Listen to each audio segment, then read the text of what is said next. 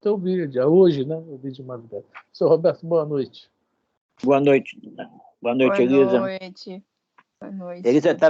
Elisa estava esperando só eu entrar para ela poder fazer a prece. Pronto, já cheguei, pode fazer. De novo? Mas fiz a prece quarta-feira. Aí a Fran, quarta-feira, aí a Fran. Quarta-feira foi. Quarta-feira só tinha eu e a Fran no estúdio, eu comecei a fazer a prece. Foi ou não foi a Fran? Foi na segunda, Elisa, que você fez. Foi na segunda, então. Tá Quem vai fazer a prece? Vai? Rapaz, a gente fica velho e todo mundo quer tirar a casquinha. Isso. A experiência, seu Roberto. A gente quer aproveitar a experiência para aprender. Né? Isso. Então, já boa tá noite, gravando, tá? Jorge. Boa noite, Jorge. Boa noite, Jorge. Boa noite. Bom, então vamos lá. Já que a Elisa não quer, eu faço. Vamos fechar nossos olhos.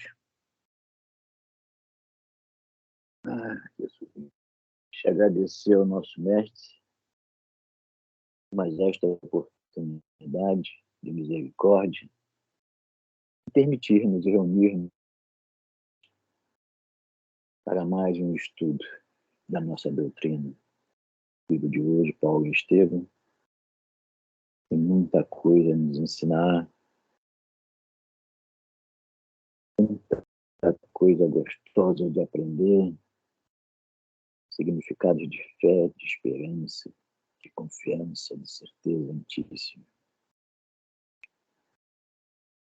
Te pedimos, Jesus, pelos nossos irmãos contaminados por este vírus e muitos outros males nesse nosso planeta. Te pedimos, Jesus, que acompanhe os que se encontram em fase terminal. Te pedimos ainda pelos desencarnados. Recebam a tua luz e a tua paz. Te pedir as bênçãos para nós outros aqui presentes, aqueles que ainda chegarão e para aqueles que não conseguirão chegar.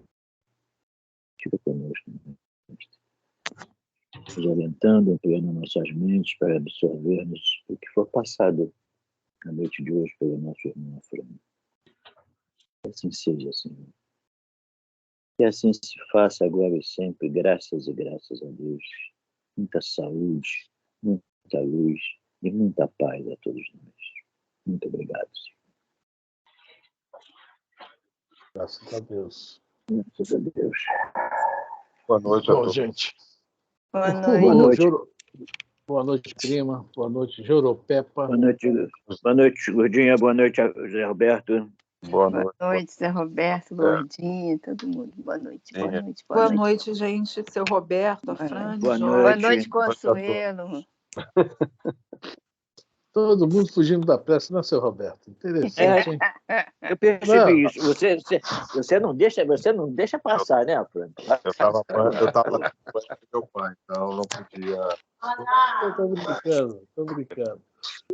Gente, Paulo e Estevão hoje, tá? Estamos no capítulo 2 da parte primeira. Estamos no parágrafo que o Gesiel vai se culpar de uma coisa que ele não fez, né? Para tentar tomar o lugar do pai, mas vamos ver o que acontece. Esse pedaço aqui é sensacional, é de arrepiar. É muito, puxa vida, gente.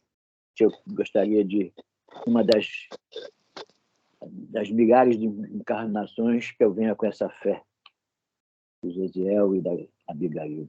Meu Deus do céu, que leitura, que leitura. Vamos lá.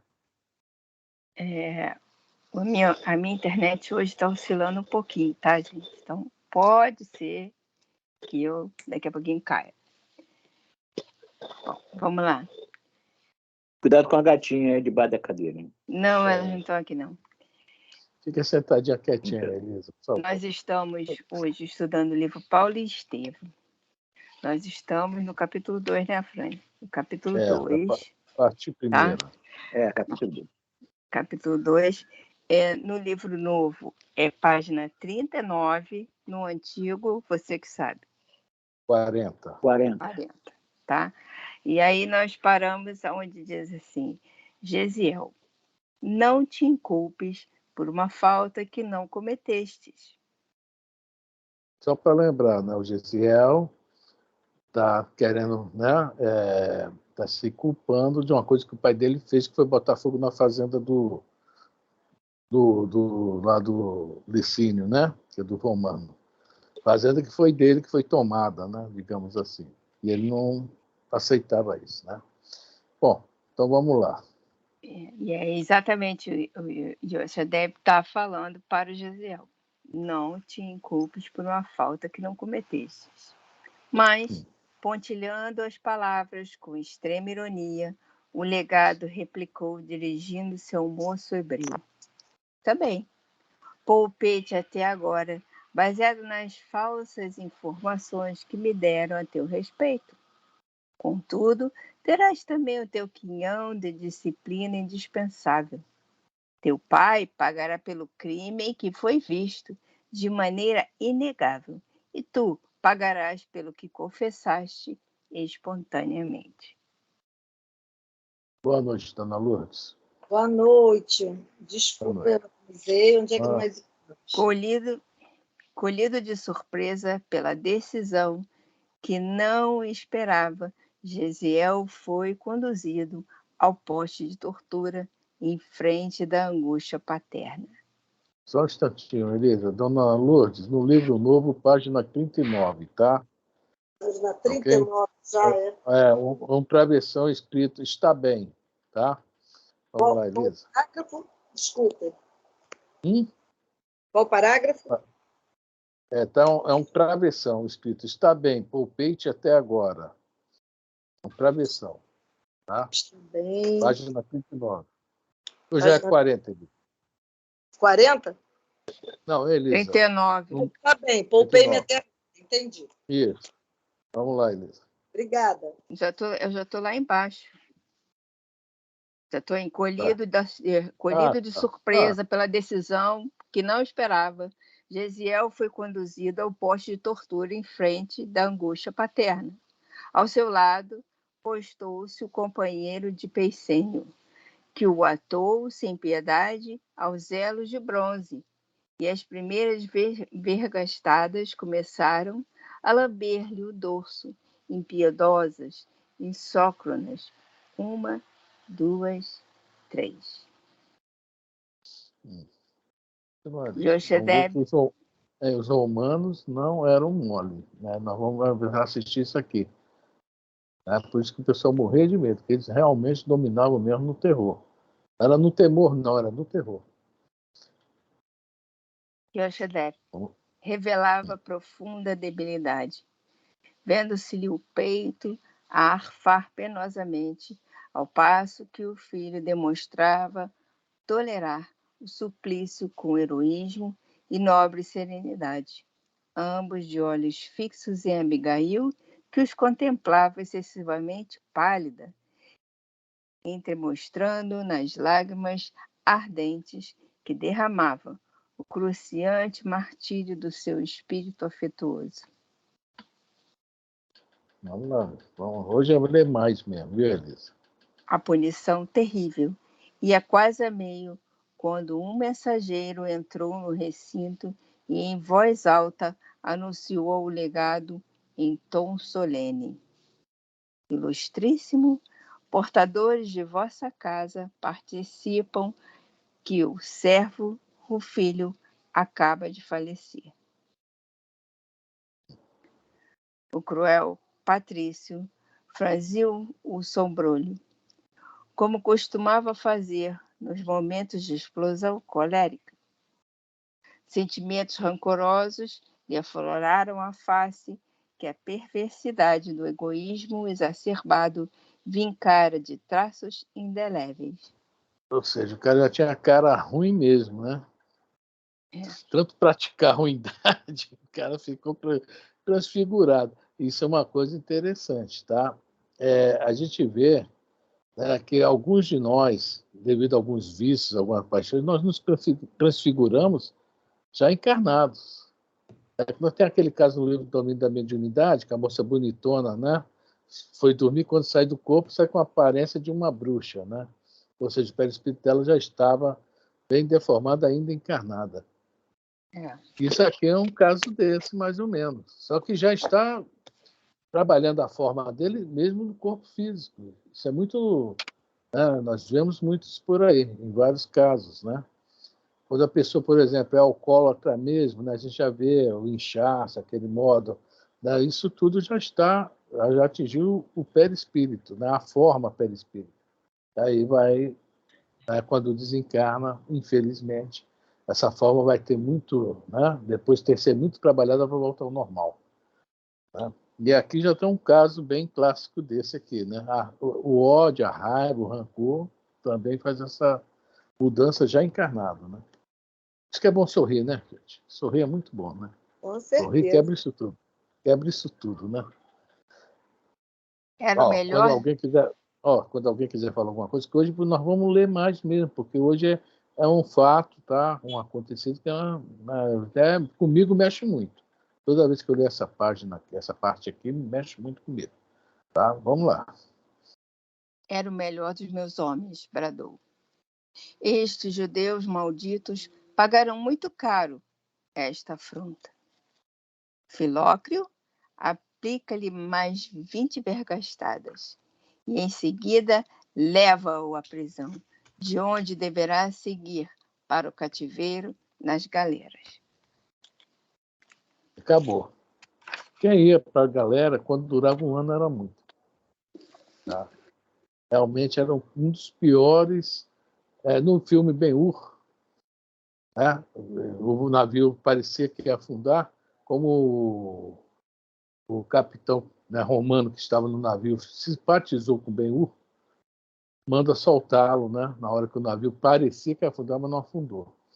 E eles morriam ali presos mesmo, né, lances de combate, afundar, ninguém tinha pena não. Aquele caso ali foi assim, uma coisa extraordinária acontecer, né? Ia para a galera, era fim de linha. Maltratado, sem alimentação, cheio de ratos, fora as sujeiras, né? Porque não tinha banheiro, nada de ir a banheiro, era ali por ali mesmo. Quer dizer, as doenças demais, né? Não era mole, não. Vamos lá, Elisa? Entre as pobres vítimas e a jovem aflita, trocou-se um olhar de significação intraduzível. Aquele cativeiro era a ruína e a morte. E ainda não se haviam recobrado da cruel surpresa, quando o juiz inexorável prosseguiu. Quanto a ti, Pescenio, renova a tarefa. Esse velho criminoso e sem escrúpulos pagará a morte do meu fiel servidor. Golpeia-lhe as mãos e os pés até que fique impossibilitado de caminhar e praticar o mal. Ante a sentença iníqua, Abigail caiu de joelhos em preces ardentes. Do peito do irmão escapavam fundos suspiros, nevoando-se-lhe os olhos de lágrimas dolorosas, ao conjecturar a inexorável desdita da irmãzinha, enquanto o pai lhes buscava ansiosamente o olhar receoso da hora extrema. Era já uma preocupação do Estevão, né? O que ia acontecer? O que seria da Abigail, né? Da irmã? Ele já estava aí preocupado. Agora, quem aí vai ter, né? Tem filhos, vai ter netos, etc. Tá aí uns nomes legais aí, Filócrio, Pescenio, né? Gravar para dar opinião na hora. Que nome daria meu filho? Tá aí, ó, tá? A Filócrio eu não sei, mas Pescenio é um nome grego. Seu Afrânio, todo Fala, esse castigo que eles estão passando, eu acho que eu não perdi uma aula. Todos esses castigos que eles estão passando é por conta da reclamação do pai do rapaz, não foi isso? Ele reclamou, só que depois... reclamar os bens perdidos, coisa e tal. Isso é consequência disso, né? Isso. Nossa, Não foi só reclamar, não. Ele botou fogo na fazenda. Botou Depois que fogo saiu na da reclamação. fazenda e descobriram que foi ele, tá? Nossa, Isso aí tudo está acontecendo. Quer piorou a dizer, situação acabou dele. com tudo. Não, ele acabou com tudo. Ele, vamos lendo aí. Já sabe que um vai para a galera, tá mal. Né? Vamos ver o que acontece com a Abigail, com ele, com o próprio Yoredeb. Vamos lá? As vergastadas continuavam sem trégua, mas de uma feita. Peicênio não conseguira equilibrar-se e a aguçada ponta de bronze do açoite lanhou fundo a garganta do pobre israelita, jorrando sangue em borbotões. Alguém aí já falou, né, que o chicote tinha umas pontinhas com pontas de bronze, de ferro, né, do material daquela época, e eram cortantes. Olha só o que aconteceu, o cara se desequilibrou, vai acertar, se eu não me engano, é a garganta, né, a aorta, né? Hein? Acho que vai. Tá claro dele. Hã? É que Tá tá... claro. Pois é. Alguém quer dar o testemunho aí desse chicote, como é que era? Já foi Deus dado o testemunho. Eram Irmão, 3 pontos. ele cortava a carne, ele tinha eram umas pontinhas de lança afiada, né? Quando batia, Isso. fazia um corte. Nossa Senhora, que dor excruciante. Eu não sei, dona Luz. Só quem pode dar o testemunho que sabe, eu não sei. Ah, meu Deus, Fala, deve ser uma Té. dor excruciante, Jesus. Uma Fala, pesquisa que fiz eram 3 pontas. Aí. 3 pontas de mais ou menos 20 centímetros cada uma, ou 15 centímetros. Aí onde pegasse, pegou, meu filho. E rasgava. Já era. Depois jogava, eles jogavam sal com vinagre ainda, né? A turma era ruim, cara. A turma era ruim. Nossa Senhora. Já fomos muito cruéis, hein, seu Afrânio? É porque Não, não eu não tinha sei nada disso, dona Lourdes. Eu estou ouvindo isso aprendendo, tá? Pula essa página aí, porque. Gente, nós Ai, fomos ai. muito cruéis. Nós não Muito somos mais, não. Eu Não, oro por você. nós estamos lendo aí, não, né? Melhorzinho, né? Mas agora a crueldade é diferente. Agora Não o é mais duelo é com... por aqui, né? Não temos mais esse chicote, mas nós temos outros chicotes. A língua. Pois é. É, Por isso que eu os oro por você pensamentos. todos os dias. Os pensamentos. Vamos lá. Os filhos compreenderam a gravidade da situação e entreolharam-se ansiosos. Em prece de sublime fervor, Abigail dirigia-se a Deus, aquele Deus terno e amoroso que sua mãe lhe ensinara a adorar. Filócleo concluíra a sua empreitada. A fronte de Gesiel erguia-se a custo, exibindo pastoso suor tisnado de sangue. Os olhos fixavam-se na irmã muito amada, mas em todo o seu aspecto deixava transparecer profunda fraqueza, que lhe anulava as últimas resistências.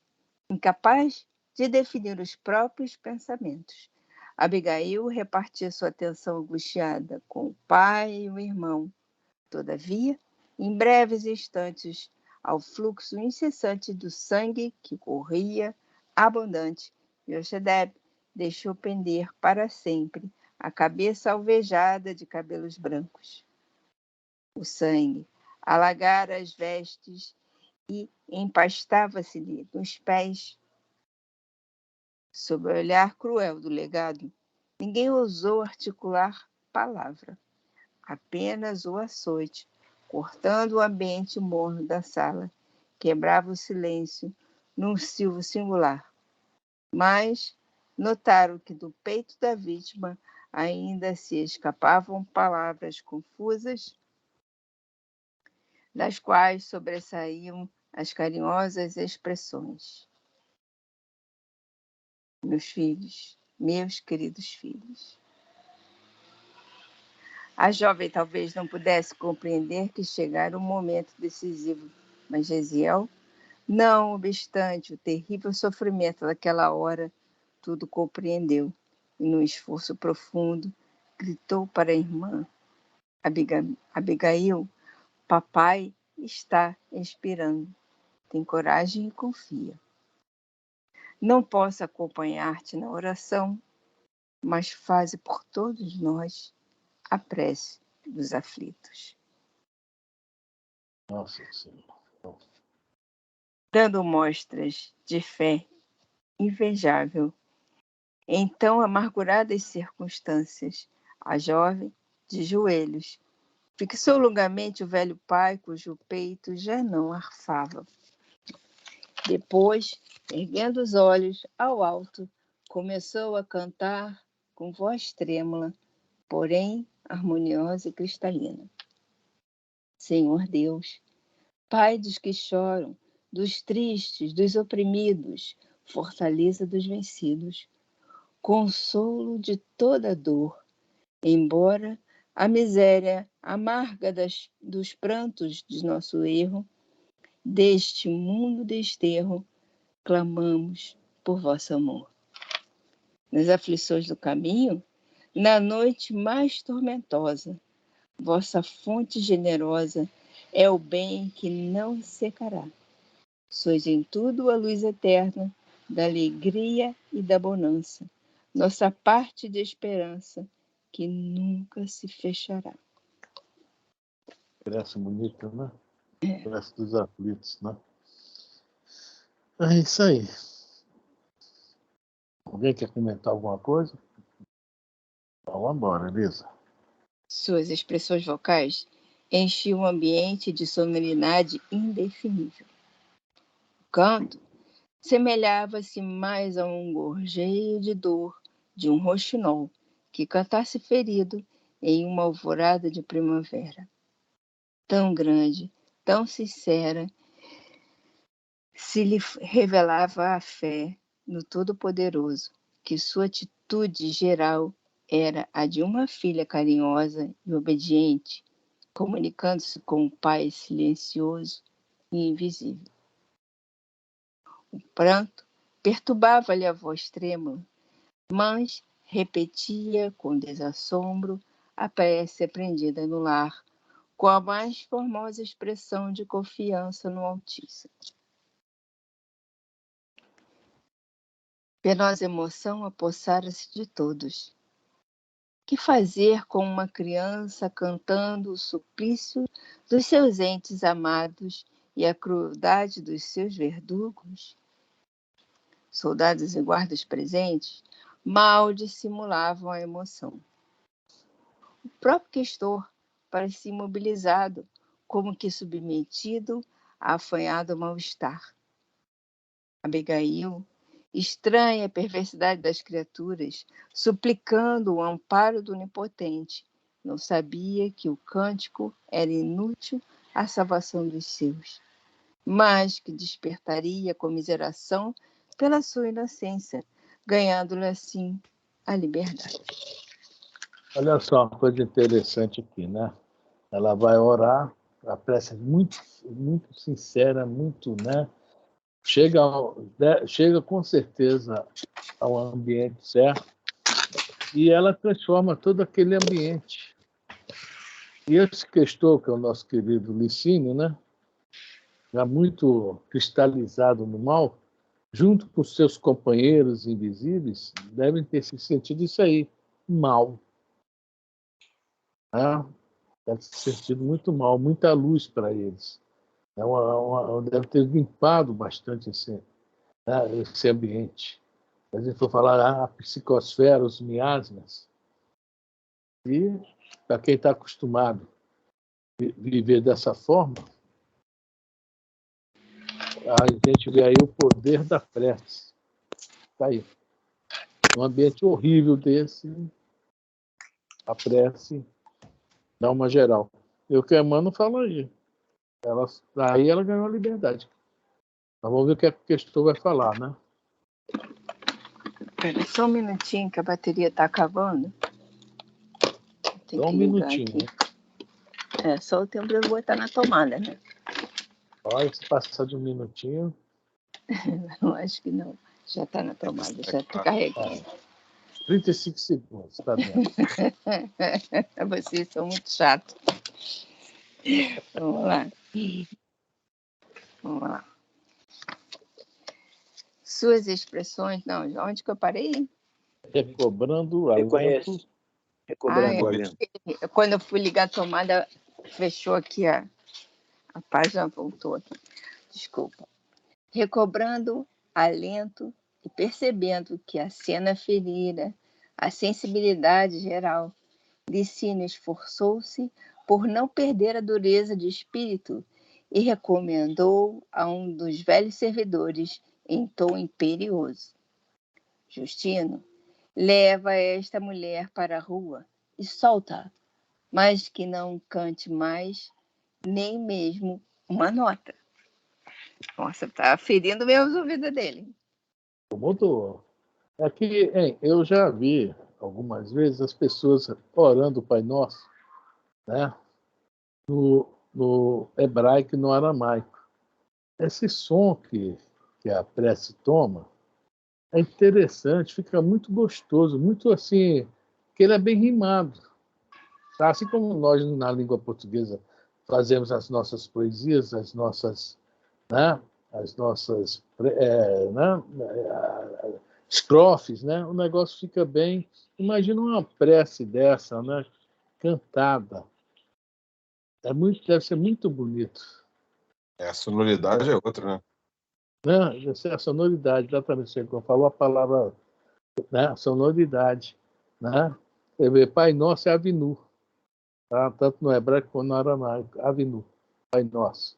Aí começa. Poxa, é muito bonito mesmo. É muito cantado, digamos assim. Mas você não vai cantar, né? Pelo amor Não, de não, não. Obrigada. Não, pelo amor de Deus, eu não posso cantar, não, senão vou ferir o ouvido de vocês. A sonoridade é oposta minha. Nada disso. Eu vou falar para você, não cante nem mesmo uma nota, por favor. Pegou pesado. De repente a gente acha na internet essa canção, né? O Pai Nosso, sabe? Em aramaico e em hebraico, né? Hebraico. Tem um rapaz chamado Leonardo Gonçalves, se eu não me engano. Ele é brasileiro, ele canta várias músicas, tá? Ele é judeu, e é hebraico, ele é hebraico, tá? São várias músicas, né? O Pai Nosso, e tem várias músicas mesmo. Ele é muito famoso, tá? No meio judeu, né? Ele vai para Jerusalém, dá show lá, dá show em vários lugares do mundo. O cara é muito bom. Leonardo Gonçalves, se eu não me engano o nome dele. Por isso que eu até ouço ele também. É muito gostoso ouvir. Tem uma música, Yerushalayim, que é justamente Jerusalém, é muito gostoso ouvir aquela música no hebraico, né? E geralmente minha tradução é embaixo, a gente vai vendo a poesia da letra, né? Muito, muito bom mesmo. É uma cultura antiga, né? Uma cultura muito rica, né? Podemos imaginar na física. Tem muita coisa boa nisso aí, né? Acho que é isso, Leonardo Gonçalves, tá? Eu pensei que fosse o Alfredo Loyola. Nossa Senhora, isso aí, esse foi o cara mais apedrejado em todos os lugares do mundo, né? Ai, ai, vamos lá? Diante de ordem retumbante, Abigail não terminou a oração, emudecendo instantaneamente, como se obedecesse a um estranho estacado.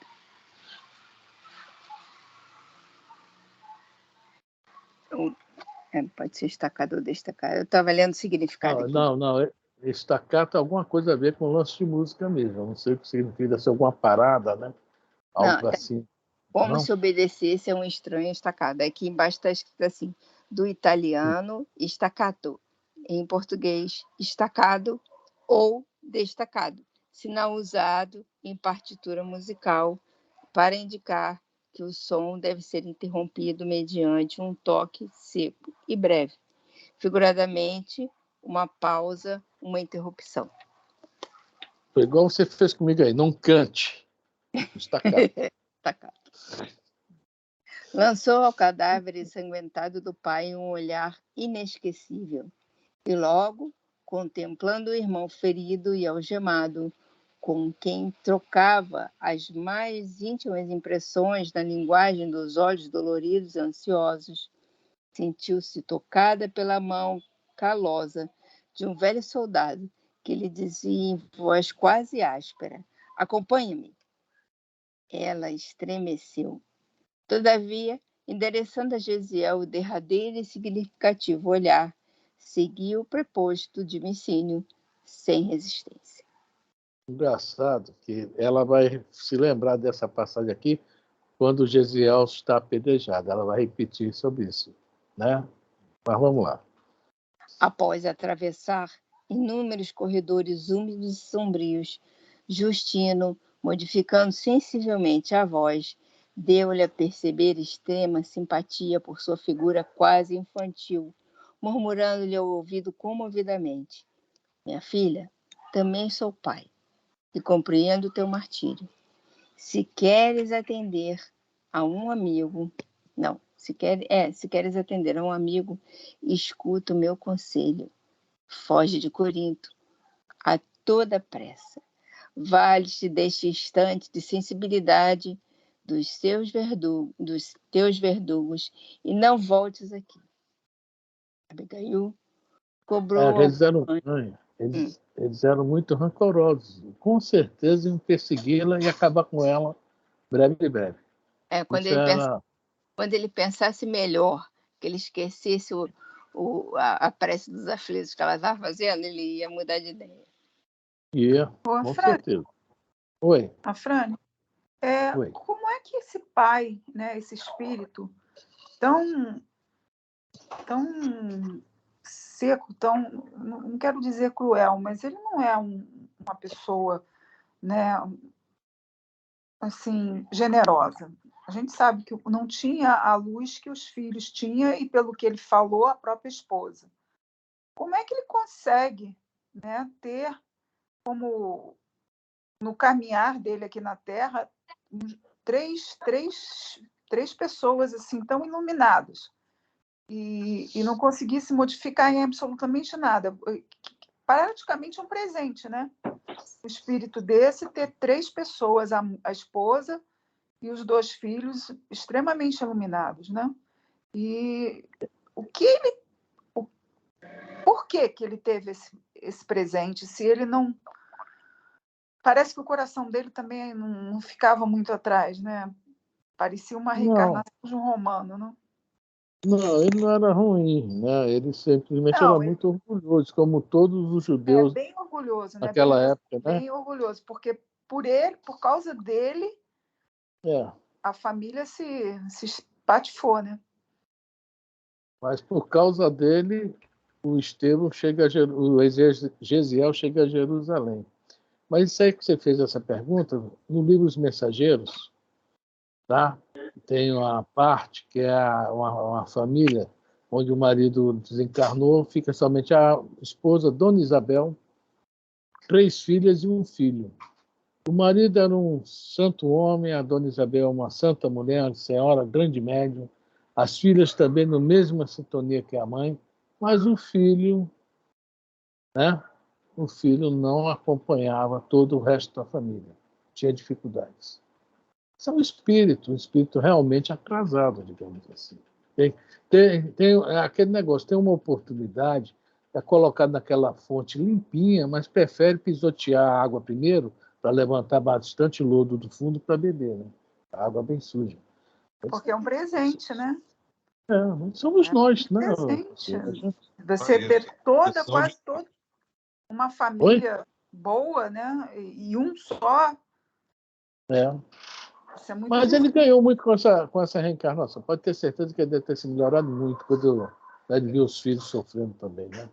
Fala, Jorge. Você está me fazendo lembrar, eu não sei se foi o Jesus quem disse, não sei quem foi.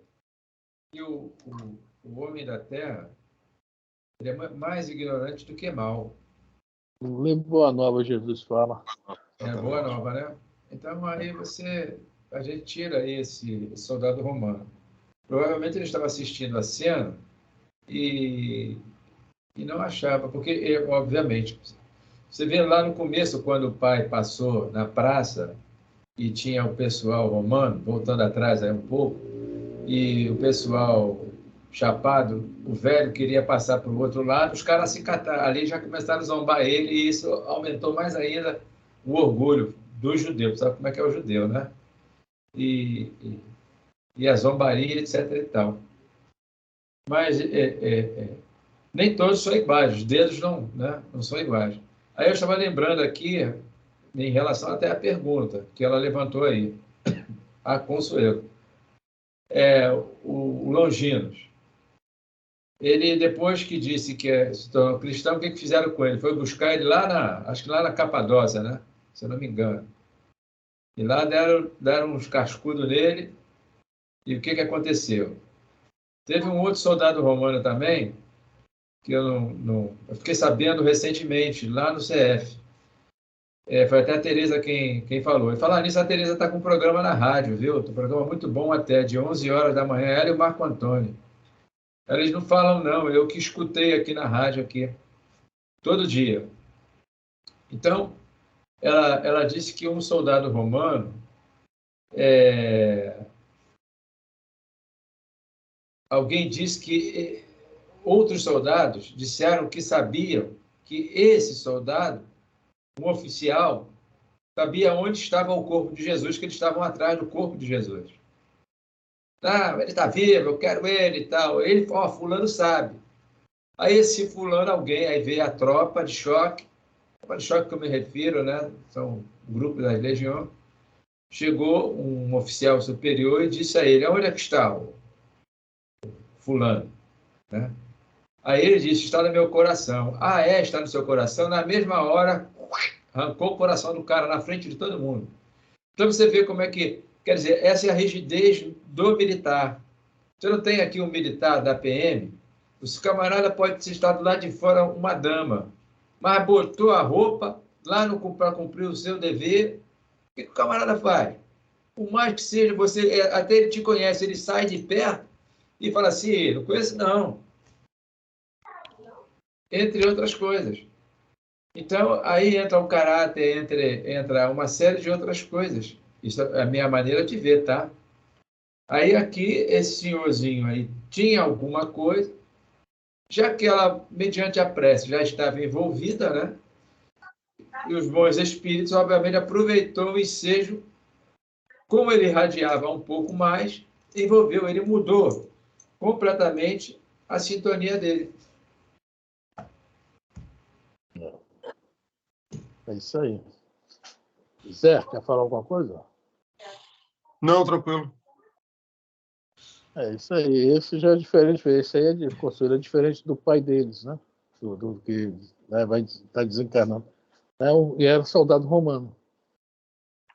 Você vê como é que estão as coisas. Cada um está no seu lugar, né? Ele estava ali para aprender. Deve ter aprendido, porque esse desencarne violento dele e prejudicando toda a família, ele deve ter aprendido isso para o resto dos séculos dele, dos milênios dele.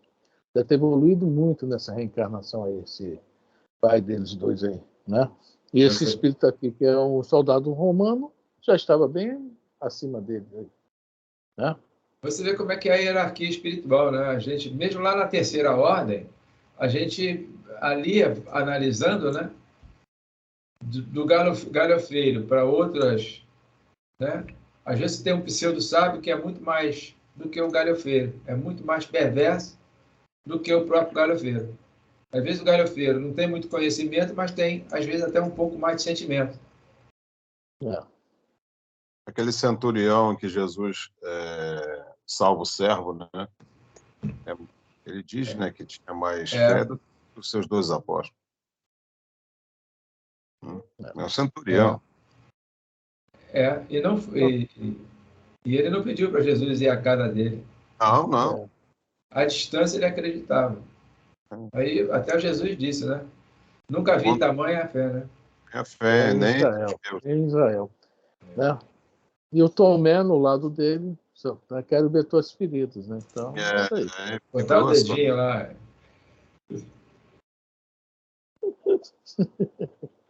Estou mexendo contigo, prima. Ai. Vamos lá? Cadê, Elisa?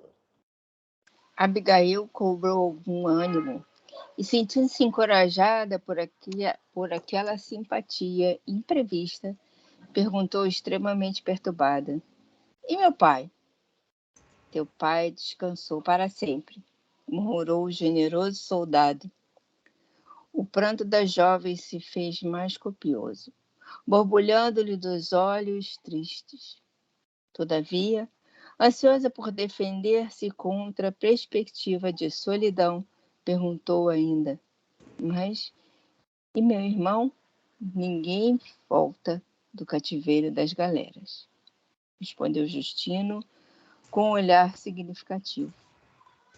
Nossa. Abigail levou as mãos pequeninas ao peito, desejando afogar a própria dor.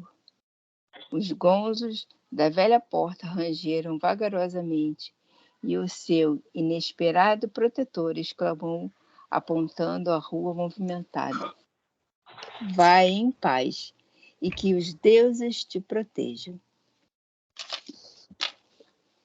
A pobre criatura não tardou a sentir o isolamento entre as fileiras de transeuntes que cruzavam apressados a via pública.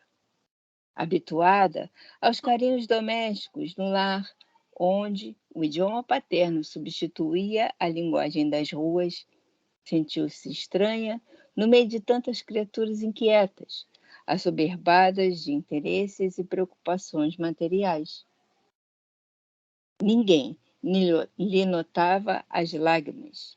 Nenhuma voz amiga procurava inteirar-se das suas íntimas angústias. 2000 anos se passaram, né? A mesma coisa. Estava Vamos lá. Sua mãe fora chamada por Deus anos antes. Seu pai acaba de sucumbir covardemente assassinado. O irmão, prisioneiro e cativo, sem esperança de remissão. Apesar do sol do meio-dia, tinha a sensação de intenso frio. Deveria regressar ao ninho doméstico? Mas com que fim se haviam sido expulsos? A quem confiar sua enorme desdita? Lembrou-se de uma velha amiga da família. Procurou-a. A viúva Sostênia, muito afeiçoada à sua mãe, recebeu-a com um sorriso generoso da sua velhice bondosa. Desfeita em pranto, a infortunada contou-lhe tudo o sucedido. A veneranda velhinha acariciou-lhe a cabeleira anelada e falou comovida: nas perseguições passadas, nossos sofrimentos foram os mesmos. E dando a entender que não desejava reviver antigas e dolorosas reminiscências, Sostênia acentuou: é indispensável o máximo de coragem nas situações penosas como esta. Não é fácil levar o coração em meio de tão terríveis escombros, mas é preciso confiar em Deus nas horas mais amargas. E quantas fazer? De novo, preciso confiar em Deus nas horas mais amargas.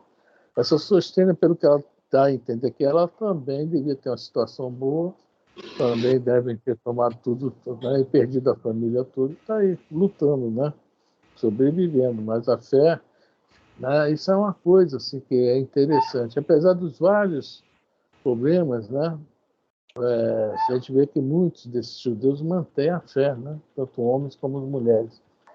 É uma coisa que nós ainda temos que aprender muito, é isso aí, a fé.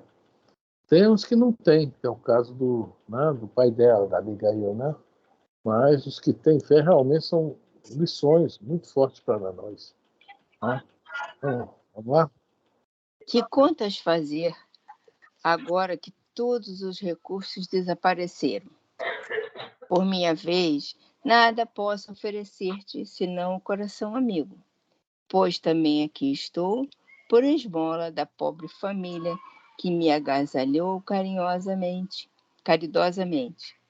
na última tempestade da minha vida.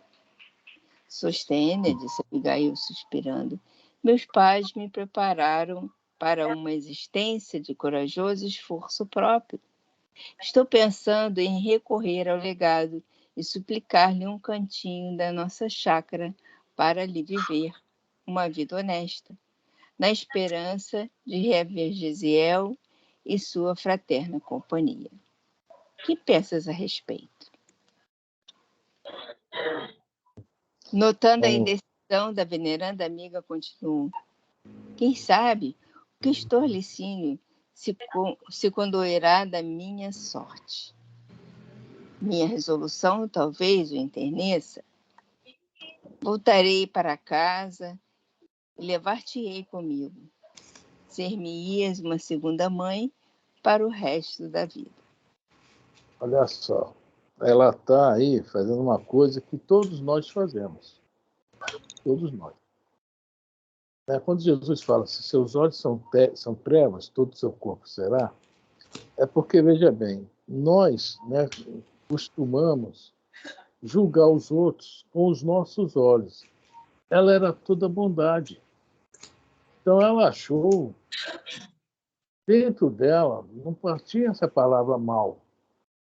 Ela achou que se ela conversasse com o questor, com o Licínio, ela ia recuperar pelo menos a casinha para morar, que não ia ser importunada, que não iam procurar vingar do pai dela nela, essas coisas todas. Ela realmente se portou como nós nos portamos. Hoje nós ainda somos assim. Quando nós vamos ver os outros, nós às vezes esquecemos de olhar. Há diferenças. Há muita diferença. Há um nível evolutivo. Às vezes a gente vai criticar alguém e nós temos que pensar nisso também. Puxa vida, olha só o nível evolutivo daquele espírito encarnado ali. Se ele faz isso, é porque ele também ainda não conseguiu. É uma coisa muito para a gente pensar nisso, né? Nessa questão. É por isso que Jesus também fala, né? A questão de não criticais, não julgais. Nós levamos muito para o lado mesmo pessoal nosso, que nós somos. Nossos valores vai estar julgando os outros. É a grande realidade. É o que ela pegou os valores dela e falou, olha, vamos lá, vou falar com o Licínio, vou ver se eu recupero a chácara pelo menos. Colocou o coração dela, o que ela era, bondade pura. No momento nenhum passou na cabeça dela a maldade, que o outro era, né? Está sustentando que vai abrir os olhos dela aqui agora. Alguém quer falar alguma coisa? É igual, Efraim, eu estou aqui pensando, é igual, por exemplo, hoje algumas pessoas têm problemas quando voltam ao juiz, né, vamos dizer assim, o caso lá do judiciário, hoje no nosso tempo, eles eles pegam o processo, olha, ou nem olha, né? E tomam uma decisão. Aqui, o venerando, como ele coloca aqui, o Justino, né, o Emmanuel dá um nome aqui até uma alma boa, né, em relação aos outros, e pediu ela para ela meter o pé. Agora, ela, na concepção dela, porque é uma criatura, vamos dizer assim, bobinha, né? Não tinha vivência. E ela talvez estaria arriscada, ele já sabia disso, que os camaradas poderiam estrupá-la até. Tranquilamente. Não é isso? Isso. Então, hoje a gente vê aí, né, nos judiciários da vida, o juiz, não tem isso não, põe na cadeia. Lembra do caso Jorge? Eu não me lembro qual o livro, o nome ficou, eu não estou conseguindo aqui concatenar. Ah, foi Libertação. Libertação, caso Jorge. O juiz, né, lá na Matilde, Matilde não, como é que é? Margarida. Eu não sei se vocês estão lembrando aí, quem leu o livro. O juiz não teve complacência, não. O pai da Margarida. É por isso que o Saldanha ficou em cima dele lá, ó. Porque ele não atuou, não conseguia pegar ele, mas pegar a filha, que estava fragilizada. Né? Uma obsessão em cima da filha, não conseguia pegar o juiz. E entre outras, né? Outras coisas. Eu estou só mais ou menos fazendo uma comparação em relação a essas questões, né? Porque nós, na emoção, achando, não, vai mudar, a fé tem que ser raciocinada. São esses detalhes, né? E às vezes... A fé tem que ser raciocinada. Mas Alguém mais comenta alguma coisa? Então vamos embora, Elisa. Vamos lá. Sostênia aconchegou-a de encontro ao coração e acentuou de olhos úmidos. Minha querida, tu és um anjo, mas o mundo ainda é propriedade dos maus. Viveria contigo eternamente, minha boa Abigail. Entretanto, não conheces o legado nem a sua camarilha. Ouve, filha, é preciso que fujas de Corinto, de modo a não incidires em mais duras humilhações. Viu só? Ela está falando sobre isso, né? As humilhações. Se não a matassem depois das humilhações, né? Mas vamos lá.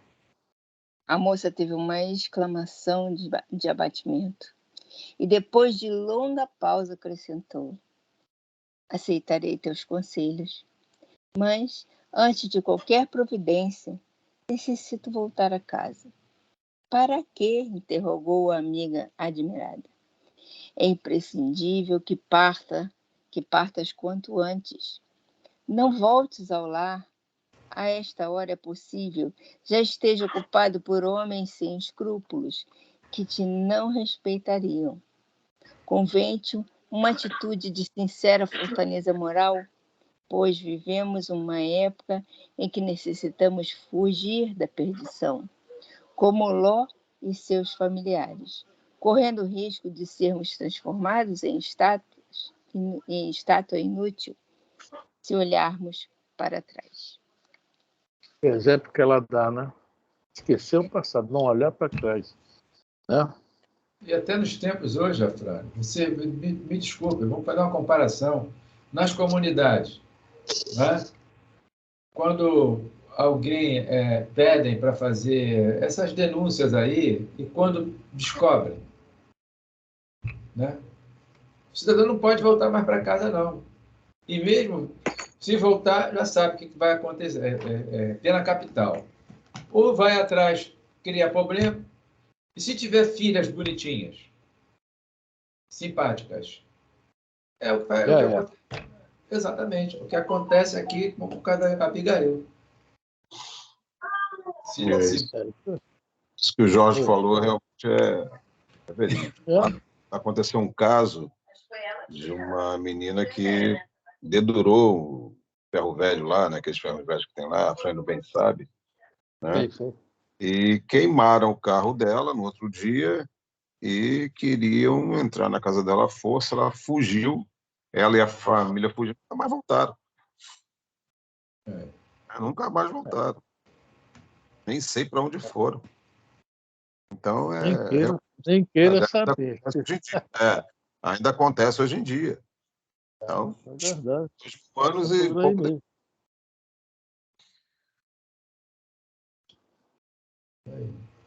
Vamos lá?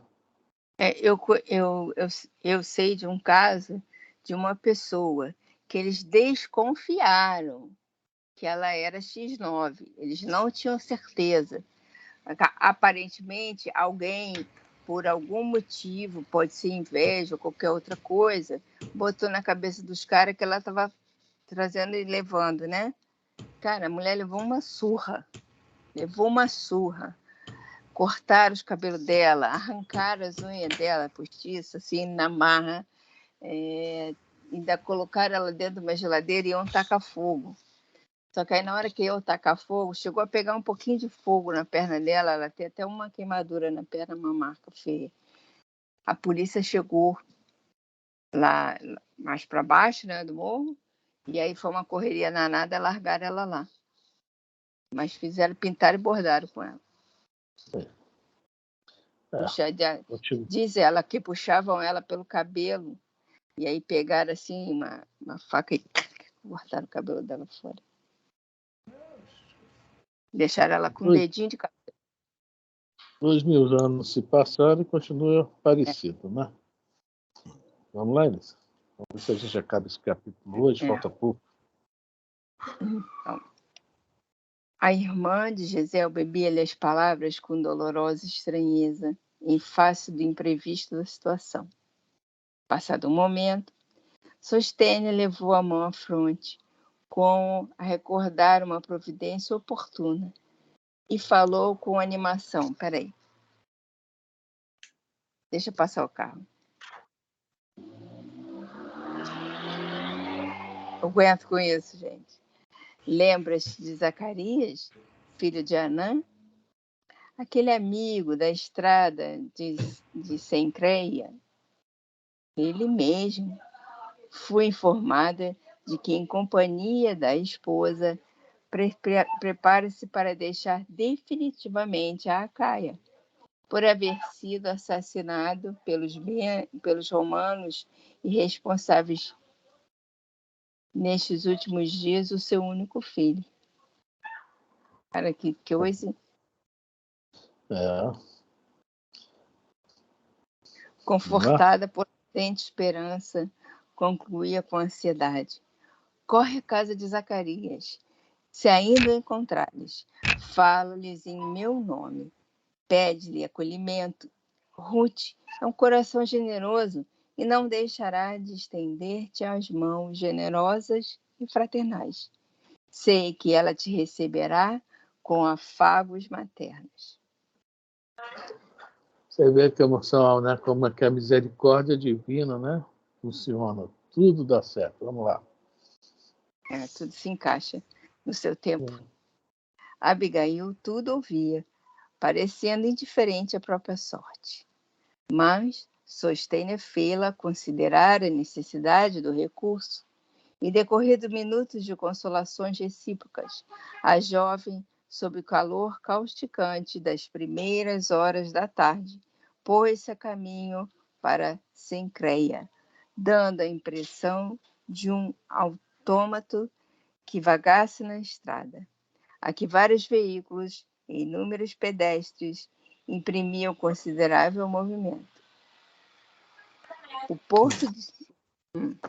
Falar, Fran? O porto de Sencreia ficava a certa distância do centro de Corinto, situado de maneira a servir as comunicações com o Oriente. Seus bairros populosos estavam cheios de famílias israelitas, fixadas de longa data na região da Acaia, ou em trânsito para a capital do Império adjacências. A irmã de Jeziel chegou à casa de Zacarias dominada por terrível abatimento. Aliada à vigília da última noite e às angústias do dia, penoso cansaço físico lhe agravava os desalentos. Pernas trôpegas, a relembrar o pai morto, o irmão prisioneiro, não reparava em si próprio, no mísero estado do seu organismo enfermo e desnutrido. Cara, tá difícil aqui. Somente ao defrontar a modesta morada... Tá rindo? Somente ao defrontar a modesta morada do amigo, verificou que a febre começava a devorar-lhe as entranhas, obrigando-a a refletir nas suas dolorosas necessidades. Olha só, uma coisa que tem no meio desse parágrafo, né, que está falando sobre aonde ficava esse porto de Sencreia, né? Bairros cheios, populosos, etc., de israelitas. Isso são informações muito interessantes que o Emmanuel dá e que estão descobrindo, tá? Estão descobrindo com essas, né, os arqueólogos aí, essas escavações, etc., e vão colhendo dados que chegam a essas conclusões. O Emmanuel tem várias informações dessas que já chegaram, não chegaram nas faculdades, as faculdades que chegaram a elas. É interessante isso. Mas não vamos falar sobre isso hoje, não. Vamos ver se a gente já acaba esse finalzinho que faltei para começar no capítulo 3. Vamos lá? Zacarias e Ruth, sua mulher, atendendo ao chamado, receberam-na espantados e aflitos. Abigail, o grito de ambos revelava grande surpresa com o aspecto da jovem despenteada, face esfogueada, olhos fundos e vestes em desalinho.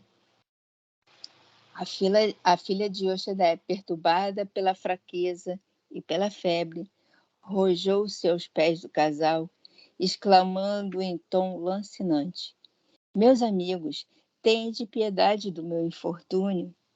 Nossa boa Sostênia lembrou-me vosso afeto, no trânsito doloroso por que passo.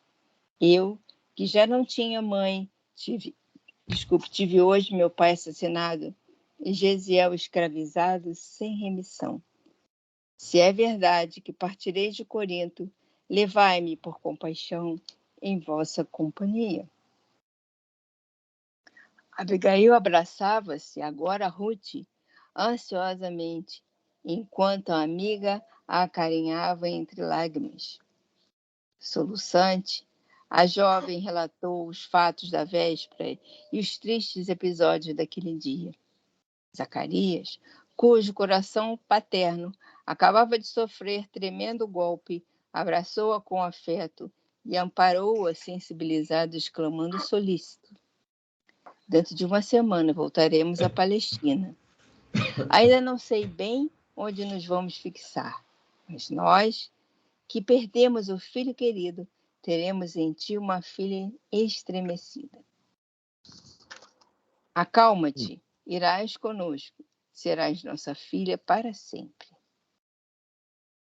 Incapaz de traduzir seu jubiloso agradecimento, atormentada pela febre alta, a jovem ajoelhou-se em pranto, procurando externar sua gratidão carinhosa e sincera. Ruth tomou-a eternamente nos braços e qual desvelado anjo maternal conduziu-a a um leito macio, onde Abigail, assistida pelos 2 amigos generosos, delirou 3 dias entre a vida e a morte. É isso aí, né? Como estava escrito, né? Como estava escrito, ou seja, tudo se encaixando, né, dentro das leis divinas, né? Como Abigail foi parar em Jerusalém, qual vai ser o papel de Abigail lá nessa jornada do Saulo, né? É muito importante. Nós vamos ver que um agiu pela razão e a outra, né? Abigail pelo coração, né? Foi isso que realmente todo mundo vem com aquela, né? Que Saulo caiu de joelho em frente à entrada de Damasco, viu Jesus e se converteu. Nós vamos aprender daqui para frente, tá? Nós vamos ver essa conversão, como ela acontece, passo a passo. Aquilo ali foi aquele último, né? Aquele fiozinho que precisava arrebentar, foi a queda dele em cima do camelo lá para, né, ver Jesus. Bom, vamos ficar agora para próxima, dia 21, né, senhor Roberto? Eu acho. 21 ou 20? Dia 20. Vai ser, 20. 20, né? Dia 20 de maio, a nossa próxima. A gente já começa o capítulo 3, né? Vamos para Jerusalém. A nossa viagem continua. Estamos saindo agora da Grécia, né, e vamos para Jerusalém. Ok? Tudo bem? Todo mundo aí? Alguém quer comentar, perguntar, falar alguma coisa?